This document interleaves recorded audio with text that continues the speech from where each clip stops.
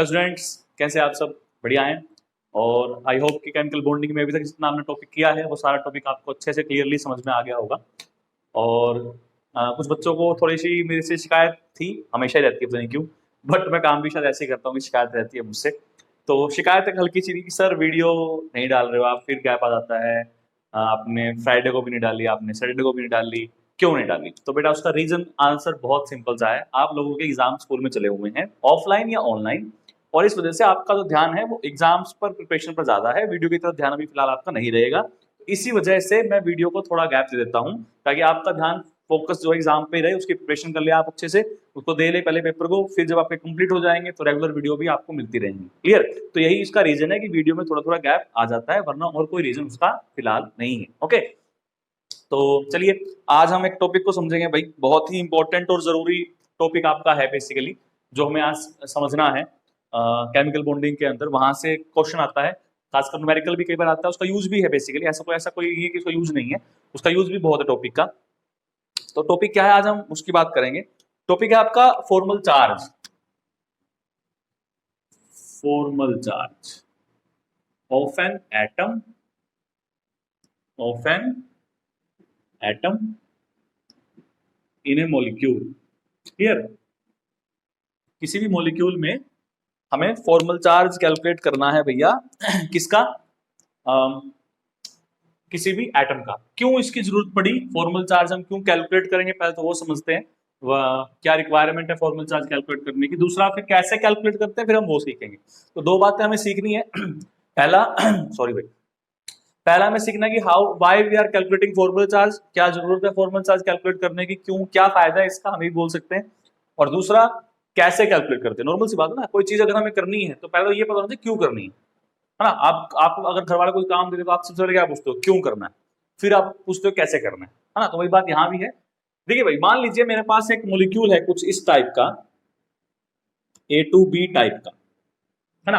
अब इसके एक से ज्यादा लुईस स्ट्रक्चर, नॉर्मल सी बात है, बन सकते हैं। मैंने आपको वाटर वाला एग्जांपल दिया भी था कि इसके लिए आप या तो ऐसे लिख लीजिए कि BA और यहां भी A, है ना। और इसके लिए आप लिख सकते हो ये वाला भी कि सर AA और B, है ना।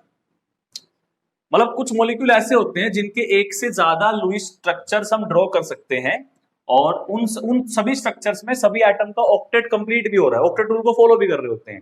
तो एक्चुअल में तो हमने ये सीखा है भी, अगर हम लुईस सिंबल ड्रॉ कर रहे हैं तो लुईस सिंबल के अंदर हम उस स्ट्रक्चर को सही मानेंगे जिस स्ट्रक्चर के अंदर सभी एटम्स के ऑक्टेट जो है कंप्लीट होता है ना। तो अगर मैं मान लो कि भाई एक मॉलिक्यूल है, और अगर मैं इस तरीके से ड्रॉ करता हूं तब भी हर एटम का ऑक्टेट कंप्लीट दिखता है मुझे, और अगर मैं इस तरीके से करता हूं तो भी मुझे हर एटम का ऑक्टेट कंप्लीट दिखता है। ओके, जैसे कि हम H2 की बात करें, अगर मैं उसने आपको बताया भी था कि भाई H2 में क्या होता है। देखिए H2 में आपके पास इस तरह से भी हम स्ट्रक्चर बनाते हैं, इस तरह स्ट्रक्चर बनाते हैं, तो उससे क्या होता है, उससे भी नॉर्मल सी बात है कि हमारा जो है हर एटम का ऑक्टेट कंप्लीट होता है। और दूसरा क्या हो रहा है, देखिए दूसरा हमारे पास ये हो रहा है कि अगर मैं इसको इस तरीके से लिखता हूं तब भी हमारे हर एटम का ऑक्टेट जो है वो आसानी से कंप्लीट हो जाता है। इसका मतलब हम वाटर को ऐसे भी लिख सकते हैं और वाटर को हम ऐसे भी लिख सकते हैं, लेकिन वाटर को तो हम ऐसे लिखते हैं भाई, ऐसे तो नहीं लिखते हैं, नहीं लिखते ना, इस तरीके से नहीं लिखते हैं, गलत है ना। इसका मतलब किसी भी मॉलिक्यूल के एक से ज्यादा लुईस स्ट्रक्चर के ड्रा हो सकते हैं, और सभी सभी स्ट्रक्चर्स के अंदर सभी एटम आपके ऑक्टेट रूल को फॉलो करते हैं। लेकिन एक्चुअल में होता क्या है कि रियल में तो कोई एक ही एग्जिस्ट करता होगा, ये वाला तो रियल में एग्जिस्ट करता है कंपाउंड, ऐसा तो कोई कंपाउंड एग्जिस्ट नहीं करता है ना। तो वो पता करने के लिए कि एक्चुअल में सही स्ट्रक्चर क्या होगा, उसके लिए हम क्या करते हैं, उन मॉलिक्यूल्स के अंदर हर एटम के ऊपर का फॉर्मल चार्ज कैलकुलेट कर लेते हैं। और अगर हर एटम का formal charge near to zero आता है, जीरो तो कोई जरूरी नहीं हर बार जीरो आएगा, लेकिन अगर जितना जीरो के पास आएगा उतना उतना वो मॉलिक्यूल ज्यादा स्टेबल होगा, एग्जिस्ट करेगा, उसको हम सही मानेंगे। और जितना दूर होता जाएगा उतना उसको हम गलत मानेंगे। तो आई थिंक आपको ये रीजन तो समझ में आ गया होगा कि भाई फॉर्मल चार्ज हमें क्यों कैलकुलेट करना है और फॉर्मल चार्ज क्या होता है। फॉर्मल चार्ज एक्चुअल में क्या होता है, किसी भी लुईस स्ट्रक्चर में हर एटम पर कितना चार्ज है, माइनस में या हो सकता है या प्लस में हो सकता है, ठीक है। हर मॉलिक्यूल के अंदर किसी एटम पर कितना चार्ज प्रेजेंट हो सकता है, वो उसका होता है फॉर्मल चार्ज। क्लियर? अच्छा जी, तो आई थिंक आपको फॉर्मल चार्ज का मतलब समझ में आ गया, क्यों कैलकुलेट करना है और क्यों नहीं करना है। एक खास बात भाई, हम उस मॉलिक्यूल को भी सही मान सकते हैं जिसके अंदर मान लीजिए बेशक आपका एटम के ऊपर का जो फॉर्मल चार्ज है वो जीरो के आसपास इतना नहीं आ रहा है, मतलब आ रहा है लेकिन इतना जीरो नहीं आ रहा है। तो अगर नेगेटिव चार्ज इलेक्ट्रोनेगेटिव एटम पर ही है, जो ज्यादा इलेक्ट्रोनेगेटिव है उस पर नेगेटिव चार्ज है, और जो इलेक्ट्रोपॉजिटिव है उस पर पॉजिटिव चार्ज अगर है, तो हम कह सकते हैं कि वो भी मॉलिक्यूल आपका ठीक होगा। ये बात समझ में आ गई? दोबारा सुन लीजिए मैं क्या कह रहा हूं, कि अगर जीरो नहीं आता है तो अगर हमारा इलेक्ट्रोनेगेटिव एटम पर चार्ज नेगेटिव ही आ रहा है और इलेक्ट्रोपॉजिटिव पर पॉजिटिव आ रहा है, तो हम बोल सकते हैं कि वो मॉलिक्यूल भी आपका स्टेबल हो सकता है। तो अब आपको आई थिंक फॉर्मल चार्ज का मीनिंग समझ में आ गया होगा कि फॉर्मल चार्ज क्या होता है और ये हमारी किस चीज में हेल्प करता है। ये हमारी किसी भी मॉलिक्यूल की पहचान करने में हेल्प करता है कि उसका सही स्ट्रक्चर कौन सा होगा।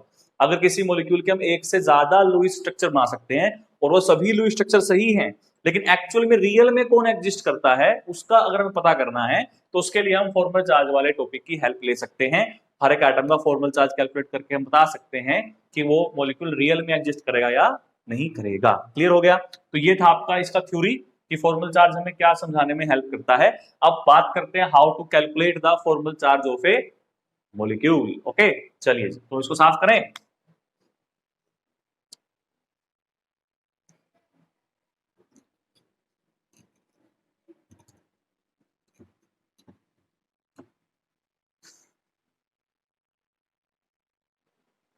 तो फॉर्मल चार्ज निकालने का जो फॉर्मूला होता है भाई सीधा सा, अगर मैं इस फॉर्मल चार्ज को डिनोट करता हूं सी एफ से, दैट इज फॉर्मल चार्ज, तो वो आपका इक्वल आता है किसके, X minus bracket Y plus Z divide by 2। This is the formula. ठीक है भाई, मॉलिक्यूल की बजाय यहाँ पर आयन भी हो सकते हैं, दोनों के लिए आप निकाल सकते हो मॉलिक्यूल ही आयन, क्योंकि लुईस सिंबल तो हम किसी का बना सकते हैं ना, मैंने सिखाया था आपको कि लुईस सिंबल तो मॉलिक्यूल का भी बना सकते हैं और लुईस सिंबल हम पॉलीएटॉमिक आयन का भी बना सकते हैं। तो यहाँ पर वही बात हो रही है कि फॉर्मल चार्ज आपको कैलकुलेट करना है किसी भी एटम में, किसी भी मॉलिक्यूल आयन में, उसका ये फॉर्मूला है। अब आप मुझसे पूछोगे सर यहाँ पर एक्स क्या है, वाई क्या है, जेड क्या है और ये सब बातें, ठीक है। किसी भी मॉलिक्यूल में जिस एटम का आपको फॉर्मल चार्ज निकालना है, जिस भी एटम का आपको फॉर्मल चार्ज निकालना है, उसके नंबर ऑफ वैलेंस इलेक्ट्रॉन आपको पता होने चाहिए भाई। ठीक है, कि कितने उसके पास वैलेंस इलेक्ट्रॉन होंगे। वाई क्या है आपका, वाई है आपका कि उस एटम के पास कितने लोन पेयर प्रेजेंट है, नंबर ऑफ लोन पेयर उसके पास कितने प्रेजेंट है। लोन पेयर क्या होता है, जो इलेक्ट्रॉन बॉन्डिंग में हिस्सा नहीं लिए हुए, नॉन बॉन्डिंग इलेक्ट्रॉन, उनको बोलते हैं number of lone pairs electron कितने हैं। इसके अलावा जेड क्या है आपका, जेड आपका है नंबर ऑफ बॉन्डिंग इलेक्ट्रॉन कितने हैं। ये नॉन बॉन्डिंग इलेक्ट्रॉन हो गए ना, अब ये नंबर ऑफ बॉन्डिंग इलेक्ट्रॉन कितने हैं, वो जेड उसका हाफ कर दीजिए। वहां से जब आप सोल्व करोगे तो आपको क्या मिलेगा, आपको फॉर्मल चार्ज मिलेगा किसी भी एटम का। अब इसको क्वेश्चन को सोल्व करते हैं कि कैसे हम इसको कर सकते हैं। इसके लिए मैं आपको एग्जांपल दूंगा एक, मैं एग्जांपल यही लिख देता हूं। मान लीजिए मेरे पास है C H H H O, यहाँ एच और ये एच। एक तो मेरे पास ये मॉलिक्यूल है, दूसरा मेरे पास इसी का देखो, अगर मैं इसका दूसरे तरीके से स्ट्रक्चर ड्रा करूं तो ऐसे भी ड्रा कर सकते हैं हम, C H H O H और एच। इस तरीके से भी अगर हम कोशिश करें तो इस तरीके से भी इसका जो लुईस स्ट्रक्चर है वो गलत नहीं हो सकता, लेकिन इसमें से किसी एक को ही सही होना पड़ेगा। तो उसके लिए हमें क्या करना पड़ेगा, उसके लिए हमें फॉर्मल चार्ज जो है वो निकालना पड़ेगा हर एटम का। हाइड्रोजन को चाहे तो आप छोड़ भी सकते हो, कोई दिक्कत नहीं है, लेकिन जो बाकी आइटम्स है उसका फॉर्मल चार्ज आपको कैलकुलेट करना पड़ेगा। ठीक है, तो पहले इसके लिए मैं कैलकुलेट करके दिखाता हूं आपको। चलिए भी पहले हम इसके लिए निकाल के देखते हैं, इस मॉलिक्यूल के लिए हर एटम का, कार्बन का, ऑक्सीजन का, हाइड्रोजन का। तो सबसे पहले फॉर मैं यहाँ एक लाइन ड्रॉ कर देता हूँ। ठीक है, तो हम यहाँ कार्बन के लिए कैलकुलेट करते हैं। तो कार्बन, कार्बन के पास एक्स कितना है, 4। कार्बन के पास वैलेंस इलेक्ट्रॉन होते हैं कितने, 4 होते हैं। ठीक है, तो एक्स कितना हो गया आपका, एक्स आपका हो गया 4। अच्छा जी, वाई कितना हो जाएगा, 0, क्योंकि इसमें इसके पास कोई लोन पेयर नहीं दिख रहा है हमें, तो वाई कितना हो गया, 0 हो गया। और Z कितना हो गया, मार्कर चेंज करते हैं भाई, इसकी इंक शायद खत्म हो गई है। देखिए Z कितना है हमारे पास, इसने कितने इलेक्ट्रॉन बॉन्ड में इसके साथ हैं, देखिए 1 2 3 4 5 6 7 और 8, तो Z कितना हो गया, 8 हो गया। या आप ऐसे भी कर सकते हो, बॉन्ड गिन लीजिए इसने कितने बॉन्ड बनाए हुए हैं, 1 2 3 4, इसका हाफ करोगे तो वही आ जाएगा, 4 ही आएगा ना। तो आप ये भी बोल सकते हो कि Z हम क्या बोल सकते हैं, Z/2 आप बोल सकते हो नंबर ऑफ बॉन्ड कितने हैं, नंबर ऑफ बॉन्ड कितने हैं, Z/2 आप ये बोल सकते हो। ठीक है, ये बात समझ में आ गई। Z क्या बोल सकते हो आप, Z/2 को आप नंबर ऑफ बॉन्ड बोल सकते हो। तो हमें मिल गया, ठीक है, Z मिल गया, X मिल गया, Y मिल गया, फॉर्मूले पुट करो। तो फॉर्मूले में CF क्या आएगा हमारा कार्बन के लिए, 4 माइनस 0 प्लस और 8/2, तो 4 माइनस 4 कितना आ गया, देखो 0 आ गया ना, तो कार्बन पर फॉर्मल चार्ज कितना आ गया, 0 आ गया। ठीक है, इसके लिए कैलकुलेट करके देखें अगर हम, तो x कितना रहेगा 4, y कितना दिख रहा है हमें, y कितना दिख रहा है हमें, y दिख रहा है हमें यहाँ पर 2, लोन पर कितने हैं, 2 है ना, लोन पे 2 है। अच्छा z कितना है, 1 2 3 4 5 6, तो CF कितना आएगा, CF आपका आएगा 4 माइनस 2 प्लस 6/2, तो ये कितना होगा 4 माइनस 3 3 2 3 और 5 दैट इज -1। देखो यहाँ तो आ रहा है -1 और यहाँ आ रहा है 0, तो मैंने आपसे कहा था कि 0 अगर आता है तो वो ज्यादा बेटर है, तो इसका मतलब इसके चांसेस इससे ज्यादा हो सकते हैं। ठीक है, तो कार्बन के लिए तो हमने निकाल लिया। सेम बात हम किसके लिए करते हैं यहाँ पर, ऑक्सीजन के लिए। ठीक है, ऑक्सीजन के लिए, तो अगर ऑक्सीजन के लिए करोगे तो X कितना है, वैलेंस इलेक्ट्रॉन कितने उसके पास 6, तो यहाँ 6 लिख लिया। ठीक है, लोन पेयर कितने दिख रहे हैं, 4, दो लोन पेयर ना, तो नंबर इलेक्ट्रॉन कितने लोन पेयर में 4 हो गए। ठीक है, और इसने बॉन्ड कितने बनाए हुए हैं, 1 2 3 4, तो हम यहाँ कर सकते हैं 4। ठीक, तो फॉर्मूले में वैल्यू पुट कीजिए, 6 माइनस 4 प्लस 4/2। ठीक है, तो 6 माइनस 4, ये कितना आ गया, 6 आ गया, तो 6 माइनस 6 कितना हो गया, 0, देखो आ गया ना 0। अब यहां अगर करें हम ऑक्सीजन के लिए तो x कितना रहेगा 6, y कितना है यहाँ पर आपकी बार 2, और z कितना है 1 2 3 4 5 6 ही है। ठीक है, तो सोल्व कीजिए, सब कुछ सेम ही है ना, बस यहाँ 6 करना है हमें।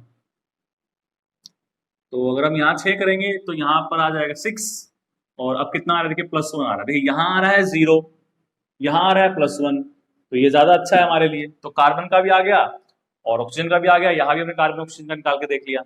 ऐसे ही हम निकाल सकते हैं हाइड्रोजन के लिए, तो एक बार हम हाइड्रोजन के लिए भी ट्राई कर लेते हैं। उसके लिए हमें इसको साफ तो करने की जरूरत फिलहाल मेरे ख्याल से नहीं पड़ेगी। ठीक है, तो साफ कर ही लेते हैं इसको।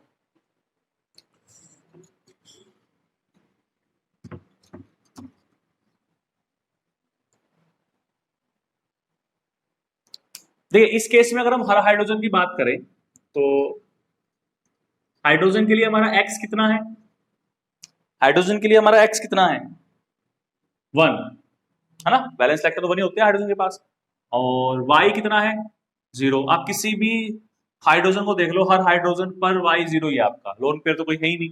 और z कितना है, हर हाइड्रोजन ने कितने, किसी भी हाइड्रोजन को पकड़ लो, इसको देख लो 2 बनाए हुए हैं, इसके पास भी 2 ही है, इसके पास 2, इसके पास 2 ही है, तो z कितना होगा 2 होगा।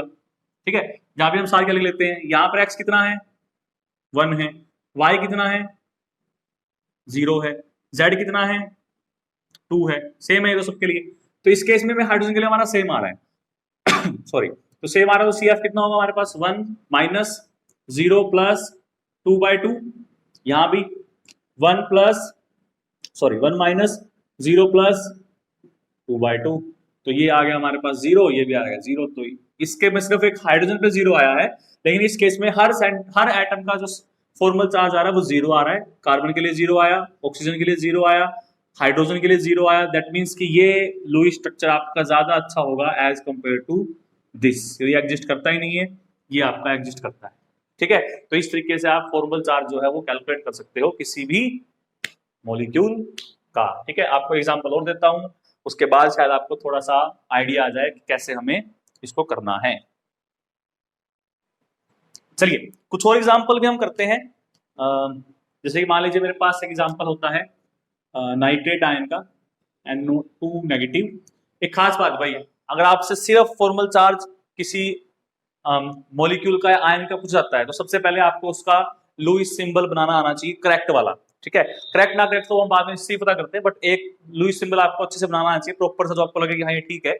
जो मैंने उसके लिए रूल आपको बताए थे, जो तरीका आपको सिखाया था लुईस सिंबल निकालने हैं, जिसमें आप ए निकालते थे, एस निकालते थे, एन निकालते थे, वो सब निकाल के आप लुईस सिंबल ड्रॉ करते थे। पहले वो ड्रॉ कीजिए आप, उसके बाद आप फॉर्मल चार्ज कैलकुलेट कीजिए। हाँ, अगर आपको न्यूमेरिकल में पहले से ही क्वेश्चन उसने लुईस सिंबल दिया हुआ है, फिर आपको कोई दिक्कत नहीं है, फिर आपको फटाफट बस क्या करना है, फॉर्मल चार्ज निकाल देना है। लेकिन अगर आपको उसने लुईस सिंबल नहीं दिया हुआ है तो पहले आप लुईस सिंबल रफली ड्रॉ कर लीजिए पहले पीछे, और फिर उसके हिसाब से आप उनका जो फॉर्मल चार्ज है वो कैलकुलेट करके दिखा दीजिए। ठीक है, तो यहाँ पर हम बात करें नाइट्रेट आयन की। इसका लुईस सिंबल मुझे तो पता ही है, तो मैं तो कोई टाइम ज्यादा लूंगा नहीं, आप थोड़ी सी प्रैक्टिस कर लीजिए घर पे। ये नाइट्रोजन लिया, ये ऑक्सीजन, और ये ऑक्सीजन रूल क्या था कि जो लेस इलेक्ट्रोनेगेटिव होता है वो सेंट्रल एटम आता है, या आप ऐसे बोल सकते हो जो कम होते हैं, कम यहाँ पर नाइट्रोजन है, ये कम है, और ये लेस इलेक्ट्रोनेगेटिव है, तो ये सेंटर में आएगा, बाकी ऑक्सीजन इसके इस तरफ आएंगे। ठीक है, उसके बाद तो बस इलेक्ट्रॉन लगाने होते हैं इस तरह से या इस तरह से, इसके पास लोन पेयर होते हैं और इसके पास भी लोन पेयर होते हैं,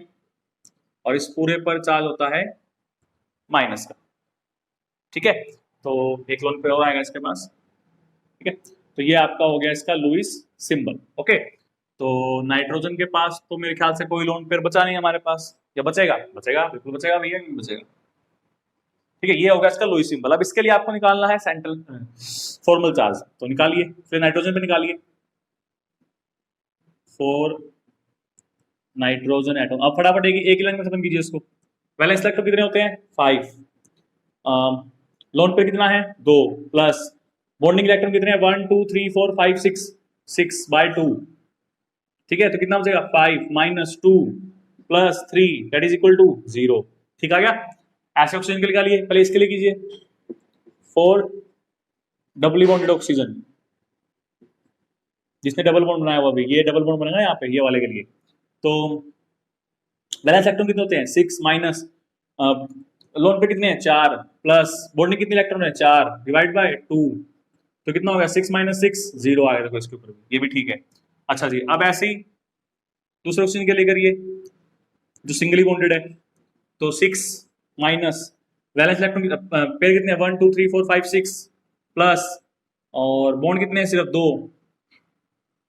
ठीक है, डिवाइड बाय 2, तो ये कितना आ रहा है इस केस में? -1। देखो ये -1 आया हुआ है एक्स्ट्रा, है ना, तो ये -1 इसके ऊपर आता है। क्लियर हो गया? तो ये -1 जो बता रहा है, किसके ऊपर बता रहा है? ऑक्सीजन के ऊपर बता रहा है। -1 जो चार्ज है, ये वाला जो माइनस है, ये इसके ऊपर है। ठीक है, तो इस तरीके से आप जो है फॉर्मल चार्ज कैलकुलेट कर सकते हो। अब आपको खुद सोल्व करना है, किसके लिए? एक तो आपको सोल्व करना है भाई कार्बोनेट आयन के लिए, CO3 2 नेगेटिव के लिए। ठीक है, एक आपको ड्रॉ करना है यूरिया के लिए। ठीक, एक आपको कैलकुलेट करना है भाई O3 के लिए। ठीक है, O3 नहीं, O3 ओजोन के लिए। इसके अलावा आपको ट्राई करना है BF3 के लिए। ठीक है, इसके अलावा आपको ट्राई करना है भाई CH3 COOH के लिए। ठीक है, ये 5 मॉलिक्यूल्स दिए मैंने आपको। इन 5 मॉलिक्यूल्स के लिए आप ट्राई कीजिएगा कि उसका इन एटम्स में, सभी एटम्स पर कितना फॉर्मल चार्ज होता है, और क्या आपके आंसर्स आते हैं। मुझे फिर कमेंट में बताइएगा कि क्या क्या आंसर आ सकते हैं। ठीक है, तो आई थिंक आपको अब फॉर्मल चार्ज का टॉपिक अच्छे से समझ में आ गया होगा कि क्या फॉर्मूला लगाना होता है और किस तरीके से हमें इसको सोल्व करना होता है। आई थिंक अब आपको इसमें किसी प्रकार की कोई दिक्कत नहीं आएगी। ठीक है, चलिए इसको साफ करते हैं और उसके बाद देखते हैं कि नेक्स्ट क्या टॉपिक हम आज कर सकते हैं। और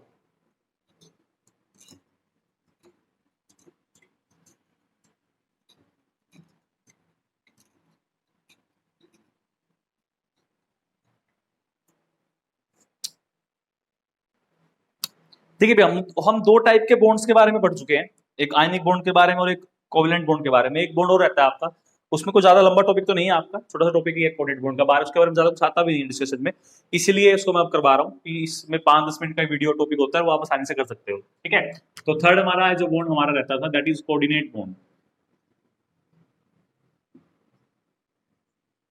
ठीक है, कोऑर्डिनेट बॉन्ड। कोऑर्डिनेट बॉन्ड जो होता है भाई, ये एक तरह का स्पेशल कोवेलेंट बॉन्ड ही होता है, मतलब ये बिहेव एक कोवेलेंट बॉन्ड की तरह ही करता है, एक बार बनने के बाद हम बता ही नहीं सकते हैं कि वो बॉन्ड कोवलेंट होगा कि कोऑर्डिनेट होगा। अगर हम कंपेयर कर रहे हैं अभी एक कोऑर्डिनेट बॉन्ड है कोवलेंट बॉन्ड है, दिखने में दोनों का बिहेवियर लगभग सेम सा लगता है, लेकिन इसकी थोड़ा सा नेचर जो है वो अलग होता है as compare to normal covalent bond के। अब इसमें होता क्या है, इसमें होता ये है कि जो देखिए सिंपल कोवलेंट बॉन्ड में क्या होता है, दोनों एटम अपना एक एक इलेक्ट्रॉन जो है वो शेयर करते हैं ना कम से कम।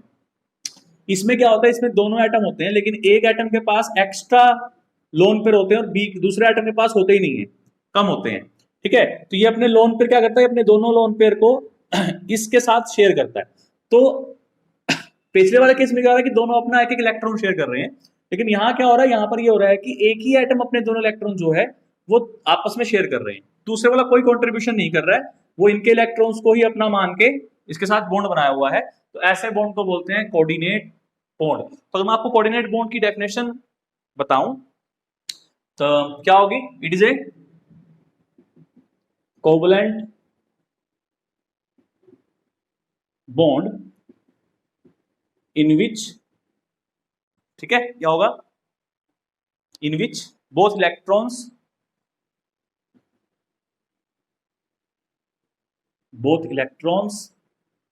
of the both electrons of the shared pair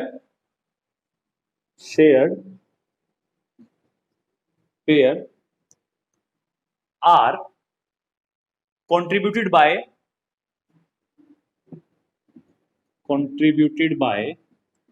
one of the bonded atoms. दोनों में से एक ही एटम क्या करेगा, मार्कर में इंक नहीं है शायद आज डालने भूल गया मैं, कोई बात नहीं। It is a covalent bond in which both electrons of the shared pair are contributed by one of the bonded atom. दोनों एटम से एक ही एटम क्या करेगा, दोनों इलेक्ट्रॉन्स को जो है वो शेयर करेगा, इसलिए इसको हम बोलते हैं कोऑर्डिनेट बॉन्ड। ठीक है, समझ में आ गया। अच्छा जी, अब नॉर्मल सी बात देखिए भाई, जो एटम अपने इलेक्ट्रॉन पेयर दे रहा है, दोनों के दोनों शेयर कर रहा है, उस एटम को बोलते हैं डोनर एटम। डोनेट कर रहा है ना, उसको बोलते हैं डोनर एटम। क्लियर, जो एटम अपने दोनों इलेक्ट्रॉन्स को शेयर कर रहा है उस एटम को क्या बोलते हैं, उस एटम को हम डोनर एटम बोलते हैं, खाली डोनर बोल देते हैं। और जो एक्सेप्ट कर रहा है उसको बोलते हैं एक्सेप्टर या एक्सेप्टर एटम। ठीक है, तो कोऑर्डिनेट बॉन्ड के दौरान एक एटम जो डोनेट करेगा दैट इज डोनर एटम, और जो एक्सेप्ट करेगा दैट इज एक्सेप्टर एटम। तो डोनर और एक्सेप्टर जो है वो हम वर्ड इसके लिए यूज कर सकते हैं। क्लियर हो गई ये बात। अब एक्चुअल में इसको हम सेमी पोलर बॉन्ड भी बोलते हैं। इस बॉन्ड को हम सेमी पोलर बॉन्ड भी बोल सकते हैं। क्यों बोल सकते हैं, दिस बॉन्ड इज आल्सो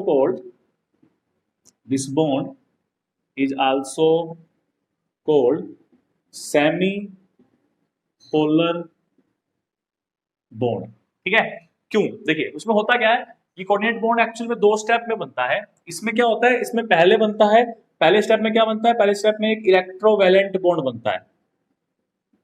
ठीक है, नेक्स्ट स्टेप में क्या होता है, नेक्स्ट स्टेप में एक कोवलेंट बॉन्ड बनता है। तो इसमें दोनों तरह का नेचर हमें देखने को मिलता है, आयनिक नेचर भी और कोवलेंट नेचर भी, इसलिए इसको हम सेमी पोलर बॉन्ड बोलते हैं। होता कैसे, देखिए कुछ होता इस तरीके से है, मान लीजिए आपका ए था, इसके पास मान लीजिए एक्स्ट्रा लोन पेयर है। ठीक है, और इसमें से क्या करता है, पहले अपना ये एक इलेक्ट्रॉन बी को दे देता है। तो होता ये है कि ए बन जाता है पॉजिटिव और बी बन जाता है नेगेटिव। ठीक है, उसके बाद सेकंड स्टेप में अभी दोनों पास आएंगे, जब ये दोनों पास आएंगे तो ये अपने इस इलेक्ट्रॉन को शेयर करते हैं। क्या करते हैं, अब ये इस इलेक्ट्रॉन को शेयर कर रहे हैं। देखो एक्चुअल में इलेक्ट्रॉन इसी के हैं, बट पहले इसने क्या किया, अपना एक इलेक्ट्रॉन बी को ये कह दिया रख ले, तू रख ले, तेरे पास इलेक्ट्रॉन रख ले, तेरा हो गया, ये मान ले तेरा हो गया। ठीक है, तो बी बेचारा खुश हो गया कि हाँ मेरा इलेक्ट्रॉन हो गया, अब तो बेटे मजे आ गए, अब तो मैं भी इलेक्ट्रॉन वाला हो गया। फिर ये इसके पास अट्रैक्ट हो जाता है, इसका एहसान मानता है, अरे आपने मुझे इलेक्ट्रॉन दिया, धन्यवाद धन्यवाद। उसके बाद इनके बीच में बॉन्डिंग बनी रहती है ना। एक्चुअल में तो इलेक्ट्रॉन किसका है, ए का ही है, बट बी क्या मान के चल रहा है, अरे वाह मेरे पास भी इलेक्ट्रॉन आ गया, तो अब दोनों की दोस्ती बहुत गहरी हो गई ना। तो इस तरह के बॉन्ड को हम बोलते हैं कोऑर्डिनेट बॉन्ड, जहां एक्चुअल में एटम एक ही है जो अपने इलेक्ट्रॉन को दे रहा है, बट दिखने में ऐसा लगता है कि दोनों अपना अपना इलेक्ट्रॉन शेयर कर रहे हैं, बट एक्चुअल में ऐसा पॉसिबल नहीं है। ठीक है, तो उसको हम बोलते हैं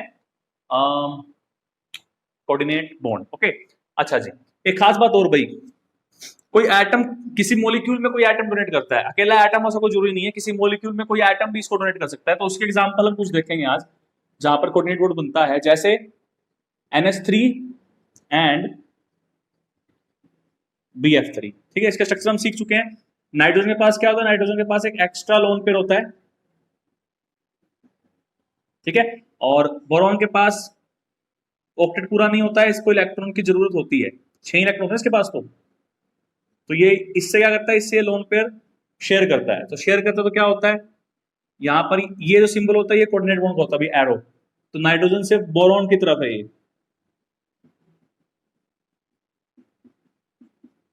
ठीक है।